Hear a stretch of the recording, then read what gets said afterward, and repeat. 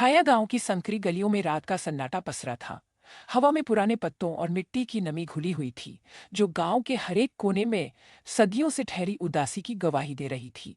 माया अपने जर्जर पलंग पर लेटी थी। आंखें छत पर टिकी थीं। आंखें छत पर टिकी थीं। रात के दूसरे पहर का वक्त था। पड़ोस के घर से कभी कभी किसी खांसी की आवाज या कुत्ते के भौंकने की धीमी गूंज सुनाई देती। फिर सब खामोश हो जाता। लेकिन माया के भीतर का शोर उसे सोने नहीं दे रहा था। उसके कानों में अभी भी वो शब्द गूंज रहे थे, जो उसने अनजाने में सुने थे। उन शब्दों ने उसकी दुनिया को एक नए, भयावह अर्थ से भर दिया था। कुछ घंटों पहले की बात थी। राजन, उसका पति, देर से लौटा था। उसके कदमों की आहट हमेशा भारी और डरावनी होती थी, खासकर जब वह नशे में होता। माया ने सुना कि वो किसी से फुसफुसा रहा है फोन पर। उसने अपनी सांसें थाम ली। राजत आमतौर पर फोन पर बात करते हुए भी कमरे से बाहर चला जाता था, लेकिन आज वो दालान में ही रुका था। माया ने हिम्मत करके दरवाजे की दरार से झांका। अंधेरे में राजत का चेहरा ठीक से नहीं दिख रहा था, पर उसकी आवाज में एक अजीब सी कोमलता थी, एक अमनापन जो माया ने कभी उसके लिए महसूस नहीं किया था। तुम्हारे बिना यहाँ एक पल भी चैन नहीं मिलता, मोहिनी, राजत ने धीमे से कहा। उसकी आवाज में कुछ ऐसा था जो माया के कलेजे को चीर गया। उस बच्ची को संभालना मुश्किल हो रहा है। बस कुछ दिन और, फिर सब ठीक हो जाएगा। बस कुछ दिन और, फिर सब ठीक हो जाएगा। हम तुम्हारे लिए नया ठिकाना ढूंढ लेंगे, मोहिनी। नया ठिकाना? बच्ची। माया का शरीर ठिठक गया। उसके दिमाग में हजार सवाल घूम रहे थे। क्या ये मीरा की बात हो रही थी? पर क्यों? और कौन थी ये मोहिनी? उसने सुना था कि राजत का गांव के बाहर किसी से संबंध था, पर उसने इसे कभी इतनी गंभीरता से नहीं लिया था। उसने सोचा था, ये तो पुरुषों की आदत होती है। पर इस बच्ची का जिक्र। उसके माथे पर पसीने की बूंदें छलक आईं। राजत से माया का विवाह कोई प्रेम विवाह नहीं था। यह एक समझौता था, एक बंदिश। राजत के परिवार ने दहेज के बदले माया को स्वीकार किया था, और साथ में उसकी बेटी मीरा को भी, जिसे समाज नाजायज मानता था। माया एक छोटे शहर से थी, जहां उसने अपने पहले प्यार के साथ कुछ सपने देखे थे, जो टूट गए थे, और मीरा उन्हीं सपनों की निशानी थी। राजत के परिवार ने मीरा को घर में रखने की शर्त रखी थी, लेकिन यह शर्त सिर्फ एक मुखौटा थी।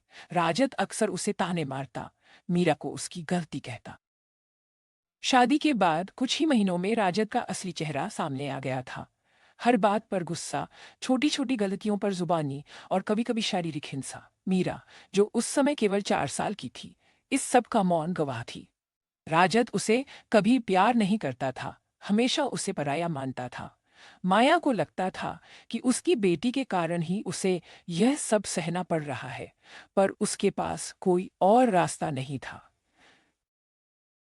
वह गांव में अकेली थी। उसका अपना परिवार दूर था, और वे भी उसे बोझ ही मानते थे। अगले कुछ दिन माया के लिए नरक से कम नहीं थे। राजत का व्यवहार और भी चिड़चिड़ा हो गया था। वह देर रात घर आता और माया को बात बात डांटता डांटता। एक शाम राजत ने माया से मीरा को उसकी नानी के घर भेजने की बात कही। यहाँ इतनी जगह नहीं है, और उसकी पढ़ाई का भी ध्यान रखना है, उसने कड़े स्वर में कहा। माया समझ गई कि यह बहाना था। ओह थाइरो, ओह आई बोली पर बहाना था। मोहिनी और उसकी बच्ची के लिए जगह बनाई जा रही थी। माया ने उस रात हिम्मत जुटाई। उसने राजत से सीधे मोहिनी के बारे में पूछा। राजत पहले तो सकपका गया, फिर उसका चेहरा गुस्से से लाल हो गया। तुम्हारी इतनी हिम्मत, मुझसे सवाल करती हो? उसने माया पर हाथ उठाया। तुम्हारी इतनी हिम्मत, मुझसे सवाल करती हो? उसने माया पर हाथ उठाया। माया को लगा जैसे उसका शरीर सुन्न हो गया हो। यह पहली बार नहीं था कि राजत ने उस पर हाथ उठाया था, पर आज उसमें एक अलग सी आग थी, एक छटपटाहट। उसने मीरा को अपनी बाहों में भर लिया, जो डर के मारे सहमी हुई थी। क्या मोहिनी तुम्हारी पत्नी है? और वो बच्ची तुम्हारी है? माया ने लगभग चिल्लाते हुए कहा। मीरा को तुम कहीं नहीं भेजोगे?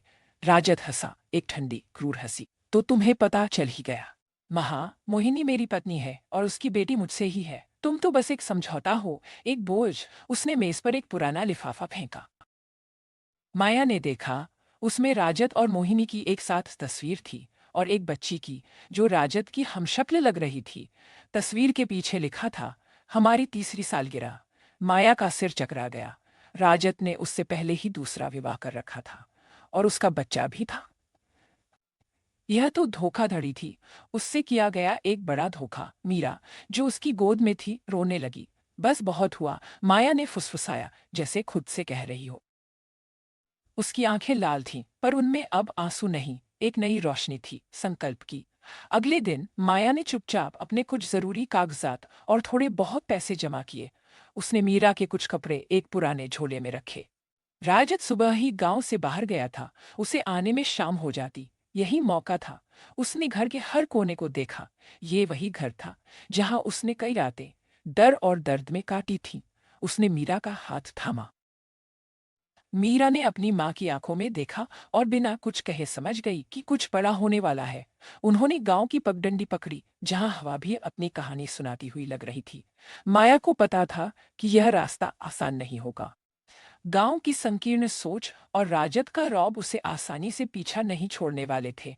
पर इस बार वह अकेली नहीं थी। मीरा की छोटी सी हथेली उसके हाथ में थी, जिसने उसे एक नई ताकत दी थी। जिसने उसे एक नई ताकत दी थी। उन्हें कुछ दूर चलने पर एक कच्ची सड़क मिली, जो उन्हें एक छोटे कस्बे की ओर ले जाती थी। बस पकड़ने तक उनके पास बस कुछ ही घंटे थे। माया के मन में डर था, पर उससे ज्यादा आजादी की एक मीठी सी उम्मीद थी।